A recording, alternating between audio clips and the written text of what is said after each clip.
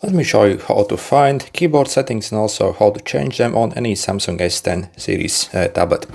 So first, simply let's go to our settings and simply go to your general management. As you see, we have the keyboard settings here. So by default, you have the Samsung keyboard. So you see, you can change pretty much anything here. Okay.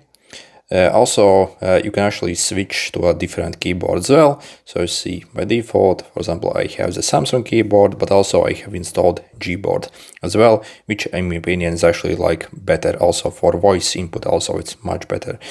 Yeah. So if you want to change it, so you see, for example, you can do that. If you're wondering how to install Gboard, so you would simply go to your Play Store. So in the search, simply search for Gboard, and yeah, basically download it and it will apply that. Also at any time, so let's open a keyboard.